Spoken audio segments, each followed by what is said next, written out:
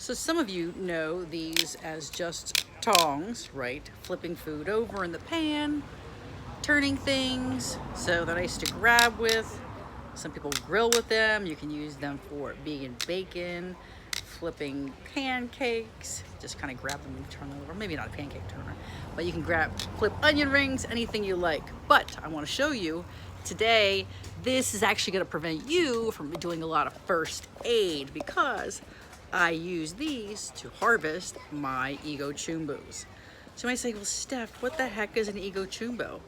That's how we say prickly pear in Spain. So I'm going to show you. Here I have a whole bunch of prickly pears and they are ready to come off. I actually have a couple, I'll show you down here, that have already fallen off. They're way down here. And get this turned around properly. See, they've already fallen. I'm going to show you the easiest way, because you don't want to touch them, because many of you know these have all of those really dangerous jagged edges. So all you want to do when they're ready is you just take it and you can just gently twist them, and there you go. Look at that. Comes off super easy. Put that into your bowl and keep on moving to the next one. Easy peasy. Oops. That way you save yourself, like I said, any first aid. You just easily twist that. And it also helps easily for cutting. So you can go into the kitchen, hold them, and cut with them if you don't want to use gloves. Nowadays, of course, lots of people have gloves, but you know, the thin ones that people use for like COVID and stuff, they're really not going to work to prevent, because look, these bad boys do have some really sharp bits on them. So I recommend either using gardening gloves or just using a knife and then holding on with the other one of these. I'm going to continue harvesting these. And I'll show you, do a couple more. There you go. Well, what the heck. Let's go inside. I'll show you how to cut one. And we'll see what's inside these beautiful ego chumbos. Now these come pretty much in like in a red and orange color. I'm losing some of my light here. Let's go into the inside kitchen. Here we go. Bear with me now for some. All right. So, you want to take one of your ego chumbos, just put it right there. And then I like to just, like I mentioned, you can hold it. Now I'm holding this camera, so it's a little more difficult. So literally I have two hands and I'm holding one. If you want, you can just be gentle. Look at this. This is one hand cutting, folks. Cut it down the center there like that. That's one way you can do it. And then what I do, all I do is I'm gonna go scoop out the center there, scoop out the pulp. So there are pips or seeds in there. See? And those seeds are really hard. They're not gonna be fun. So what I like to do is pop it into my blender and make a smoothie.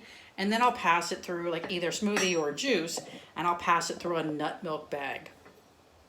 What's nice about that is you can blend it with some plant milk, you know, and get it all nice and creamy. But again, you know, putting it through a nut milk bag. Let's see, I'm kind of straining here with it. Let me switch this around. I'm gonna go hands-free and show you. Let me stack this up here. I'll show you how you can do this. So remember, if you want, use gloves. But another trick I'm gonna show you is just using a regular old kitchen towel.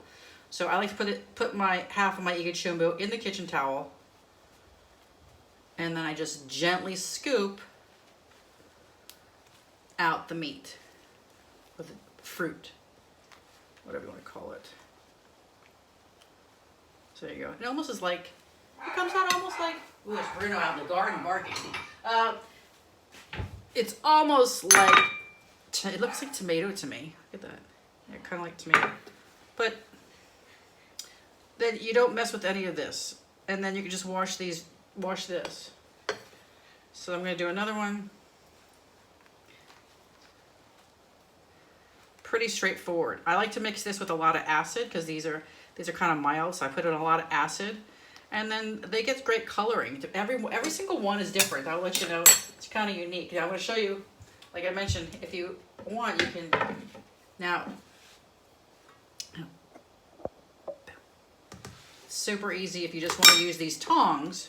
Instead, use the tongs, hold it like that, and then use your knife and cut like this. That way you're never touching the Ego Chumbo.